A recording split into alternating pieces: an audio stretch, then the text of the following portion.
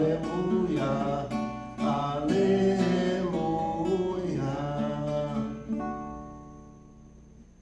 Podemos assentar.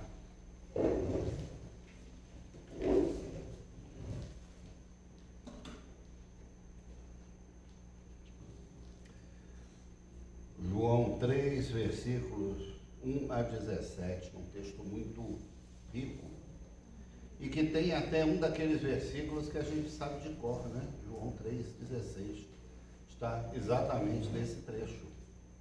E poderíamos desenvolver toda a nossa pregação em cima desse versículo.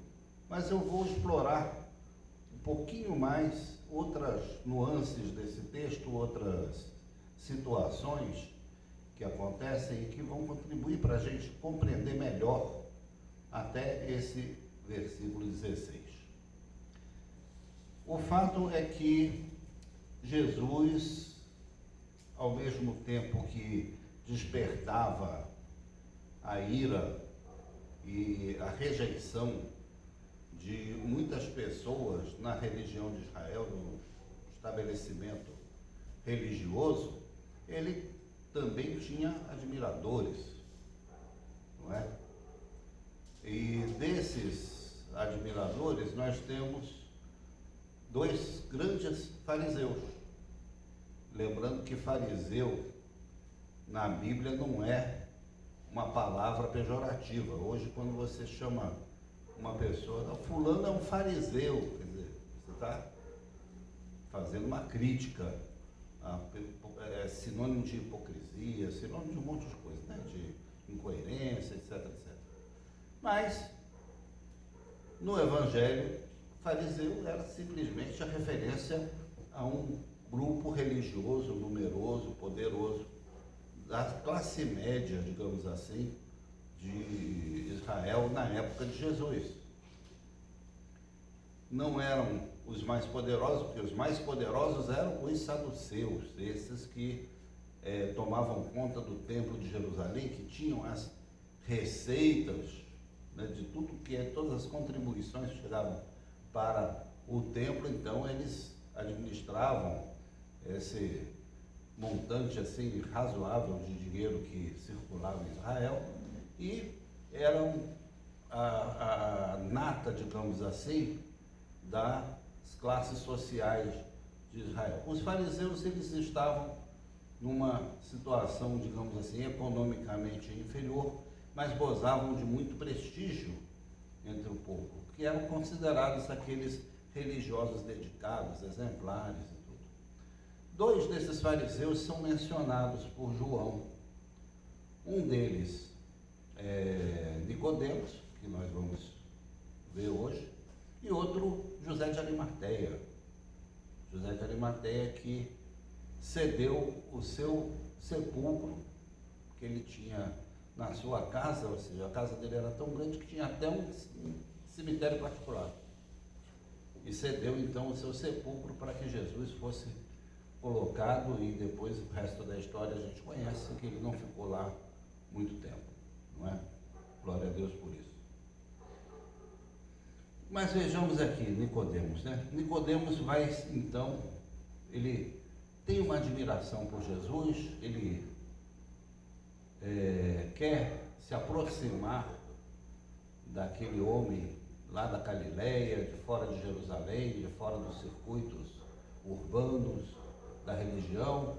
Então ele marca um encontro com Jesus. Acredito que, sendo um fariseu, um homem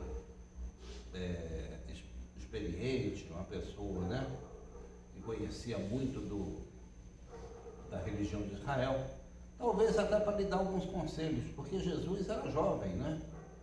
Jesus não tinha mais de 33 anos, uma coisa assim, impetuoso, né? Então, muito provavelmente, Nicodemos queria marcar um encontro com Jesus para dar alguns conselhos para ele, né? Para dizer, olha, vai devagar, não pega tão pesado, né, em certas coisas que você tem falado, não é? Cuidado, você pode estar correndo risco de vida, etc, etc, etc. né? Só que quando ele então vai encontrar com Jesus e o faz no meio da noite, porque não tinha luz elétrica, não tinha televisão, não tinha nada, as pessoas não marcavam encontro à noite assim, a não ser que fosse uma grande festa, né? Mas mesmo uma grande festa você tinha que gastar cera, né, de vela para iluminar a casa toda, era caro, o negócio não era assim tão, né, tão simples. Então, fora grandes festividades, grandes momentos assim, as pessoas não marcavam atividades para a noite era para o repouso e para acordar cedinho no dia seguinte. Mas ele vai durante a noite encontrar com Jesus. Também, muito provavelmente, para não ser visto publicamente ao lado de Jesus. Essa é outra possibilidade também. Então, para ter um encontro mais discreto, ele marca com Jesus à noite. E quando ele encontra com Jesus, então ele diz: olha, você é mestre em Israel, você é uma pessoa sensacional, você fala coisas muito profundas, faz todo um elogio assim. E Jesus responde já de uma forma que é inesperada até, né? Então ele diz assim: em verdade lhe digo que se alguém não nascer de novo, não pode ver o reino de Deus. Já assim, como se diz hoje, né? Papo reto. Já coloca isso diante de Nicodemos e ele ouve aquela frase e diz: como é que é? Nascer de novo? Nascer de novo? Como é que é isso? Nascer de novo. Uma coisa muito interessante do pensamento oriental, do pensamento judaico principalmente, semita, era uma certa dificuldade para lidar com coisas assim abstratas. Os gregos que gostavam disso, né? Criavam conceitos, diziam que, né, existia um mundo sensível, existia um outro mundo, onde as coisas eram mais perfeitas, etc. Né? Isso é o pensamento grego. O pensamento judaico sempre foi ali, ó, as coisas concretas, né? E isso me lembra um caso, né, de duas senhoras estavam conversando, assim, num ponto de ônibus, conversando, assim, falando do futuro, falando da necessidade de planejamento financeiro, não é? Dizendo, a gente não pode sair gastando tudo que recebe, não, porque tem que ter uma reserva, não é? O nosso irmão Regis ia gostar da conversa dela. Assim. Tem que ter uma reserva, né? Aí a outra falou: pois é, porque ninguém sabe o dia de amanhã, né? Ninguém sabe o dia de amanhã. Aí tinha um rapaz ali, ouvindo a conversa assim, de fora. Aí falou: não, mas amanhã é 27 de maio, segunda-feira.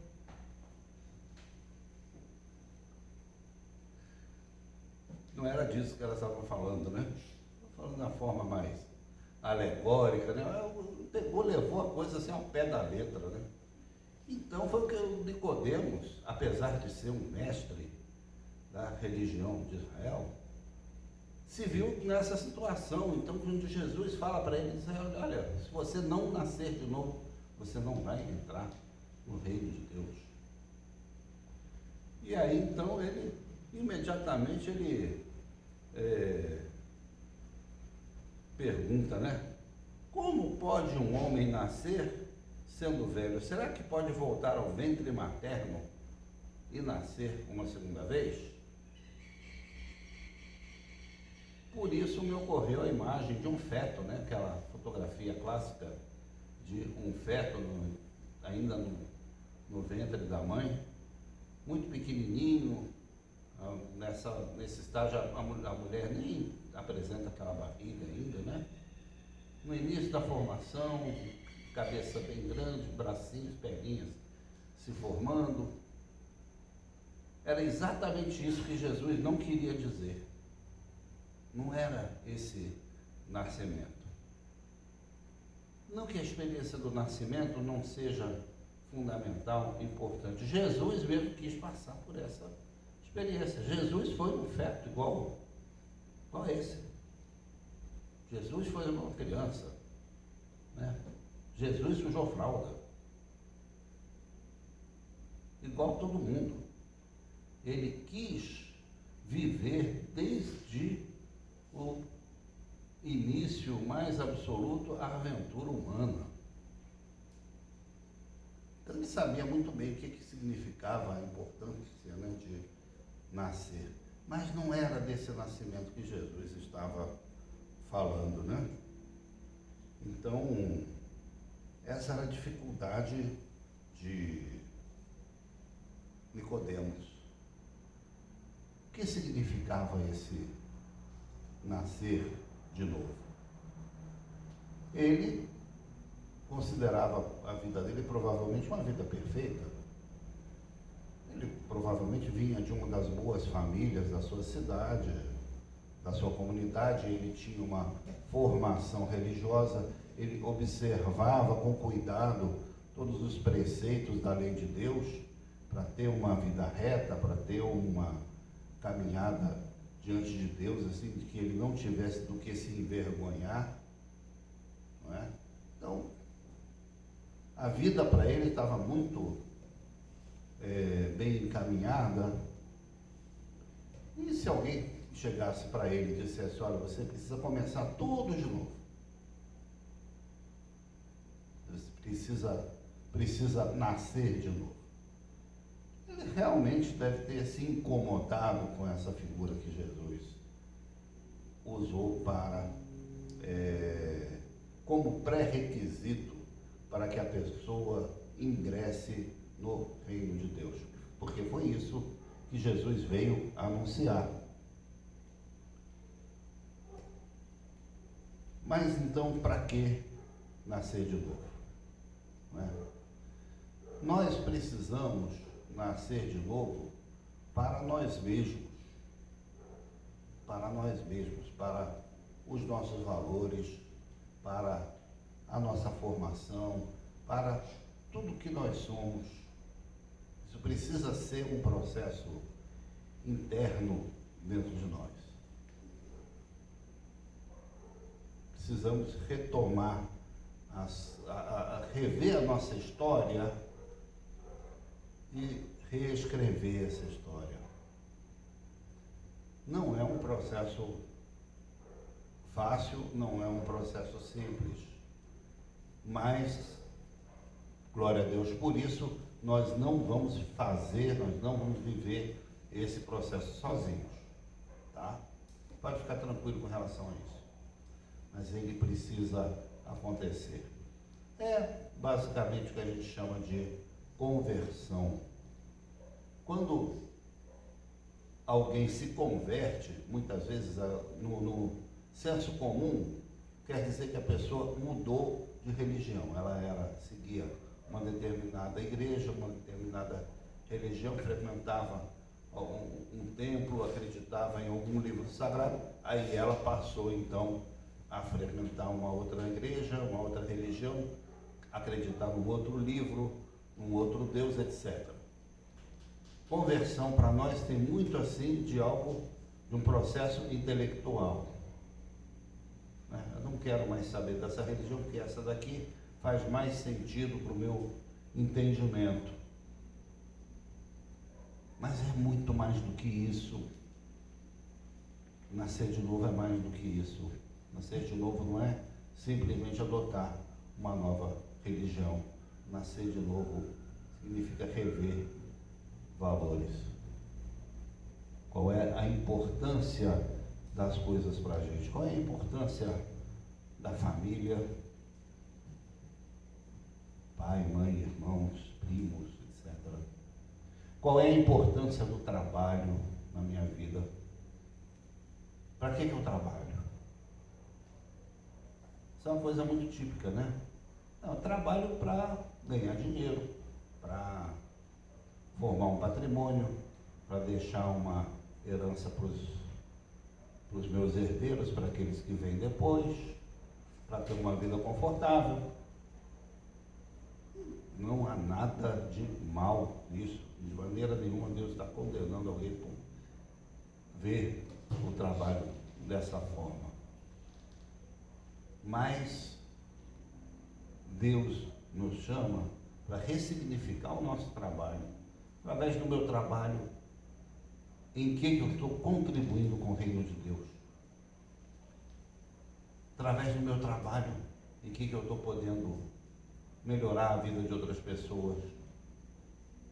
Através do meu trabalho, em que eu estou ajudando o mundo a ficar um pouquinho melhor? Há alguns trabalhos que são, por natureza, né? Trabalhos voltados para o outro, né? Que trabalha na saúde, né? Um professor que transmite conhecimento, que forma novos profissionais, ele também está dando uma contribuição. Um bombeiro, um policial, alguém está, de alguma forma, servindo também o outro. Mas pode também não estar. Pode também estar desvirtuando o seu trabalho. E em todas as profissões há isso também.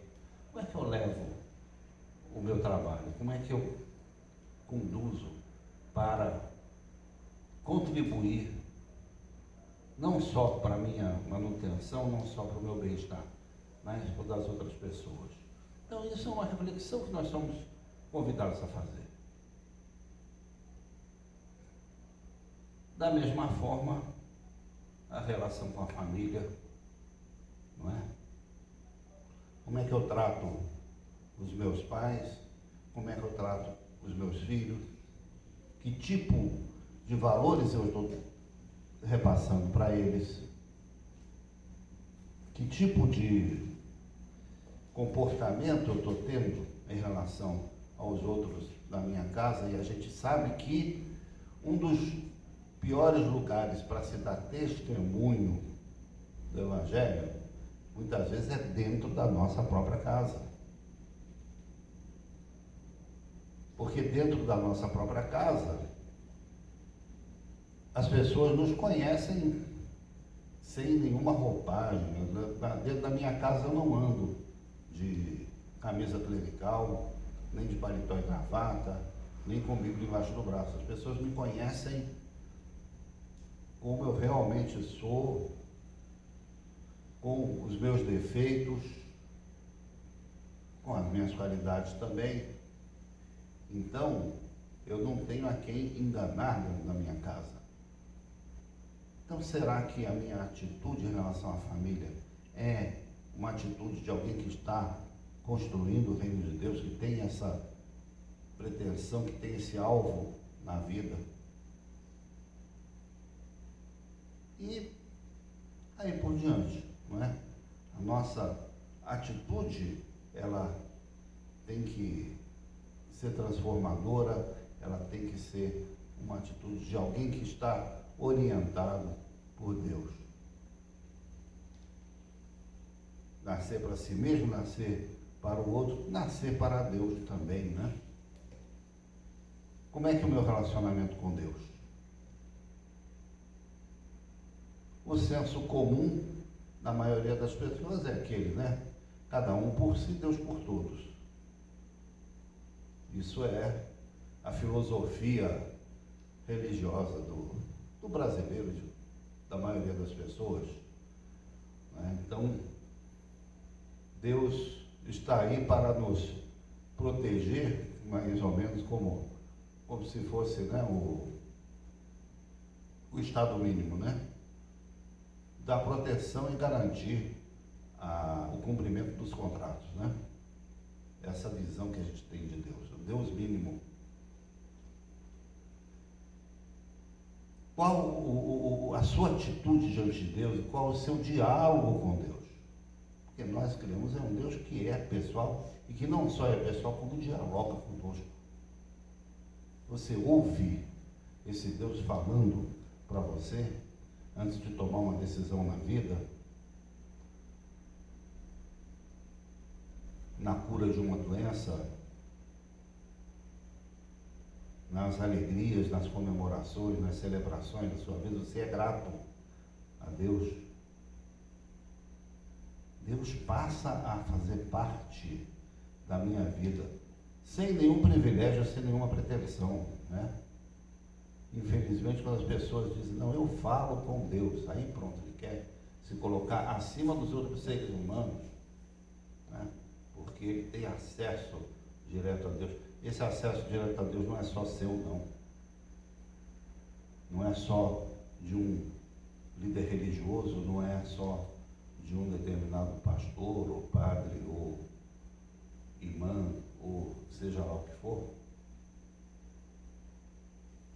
Ele abre o seu coração, ele abre os seus ouvidos para nos receber, para nos ouvir. Então, quem nasceu de novo, nasce também para Deus. Já tinha nascido, mas passa a perceber essas coisas de uma outra forma, não é? Tudo isso, toda essa mudança, toda essa transformação que caracteriza o nascer de novo, não pode ser simplesmente um produto da vontade do ser humano. Claro que Deus não faz coisas na nossa vida se nós não estivermos também de acordo. Isso é, Deus respeita muito a nossa vontade, demais até. Mas só essa vontade, só os nossos bons propósitos, só as nossas boas intenções, não, a gente não consegue chegar nessa construção, nesse estágio. O Espírito Santo de Deus, o Espírito Santo de Deus age em nós para que nós então cheguemos ali a um novo nascimento. E é por isso mesmo que Jesus, ele deixa bem claro, né? É necessário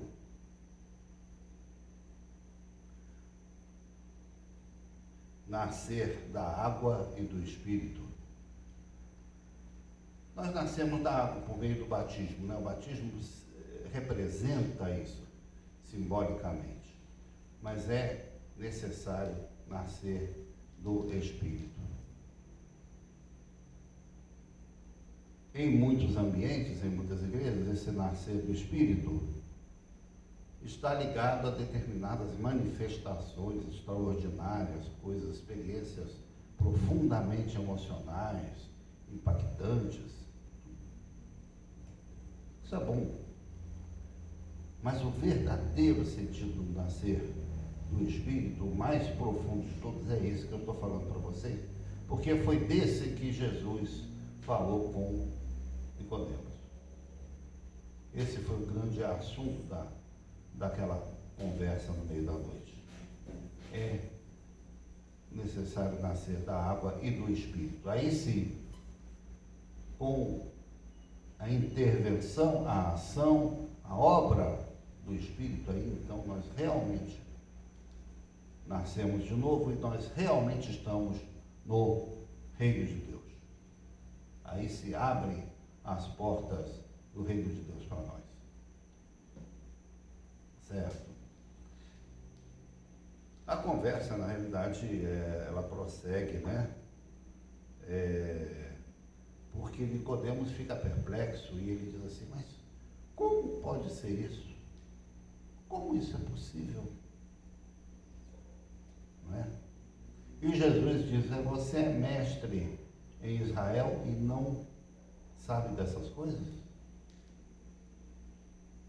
O conhecimento da palavra de Deus, ele é importantíssimo, ele é fundamental,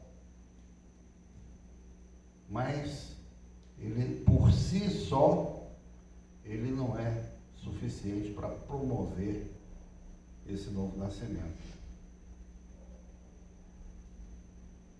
Nicodemos conhecia o Antigo Testamento, que era o que ele tinha disponível para refletir sobre a obra de Deus, a história da salvação. Mas lhe faltava, então, esse novo nascimento. E é nesse contexto dessa conversa profunda, rica, muito séria, que Jesus, então, faz aquela declaração belíssima que todos nós sabemos de cor, né? Porque Deus amou o mundo de tal maneira que deu o seu Filho unigênito, e ele fala em relação a si mesmo, para que todo aquele que nele crê não pereça, mas tenha a vida eterna. Mais cedo nós lemos em Romanos 8, né? Aquele que vive pela carne, e esse termo pela carne costuma ter sentidos, né? Ele soa como uma coisa até maldosa, maliciosa, mas não é esse o sentido que o apóstolo Paulo traz para esta expressão. Viver pela carne é viver pela natureza, viver simplesmente por viver, por se manter, por garantir a satisfação do próprio corpo, né? Isso todos fazem, mas se simplesmente vivemos preocupados só com esse aspecto da vida, então nós estamos simplesmente caminhando para a morte, como acontece com todo mundo. Mas, se a nossa vida é a vida do Espírito, aí nós estamos vivendo para a vida eterna. Foi para isso que Jesus veio, para oportunizar em nós esse novo nascimento e possibilitar que a nossa vida, então, não pereça, não se perca, mas seja uma vida eterna. Porque Deus enviou o seu Filho ao mundo não para que condenasse o mundo, mas para que o mundo fosse salvo por ele. Isso é mais ou menos óbvio, não é? Porque se fosse para condenar o mundo, não precisava Jesus vir. O mundo já estava condenado. O mundo já estava nas mãos do maligno. O mundo já estava destinado à morte. Mas por meio de Jesus Cristo, nós temos então acesso à vida eterna. Começando por esse novo nascer, começando por essa renovação da nossa vida em nós mesmos, em relação com o outro e na relação com o nosso Deus. Então, vamos ficar atentos a esse convite. Jesus nos chama para nascer de novo, Jesus nos chama para uma nova vida, uma vida que não vai terminar. Amém?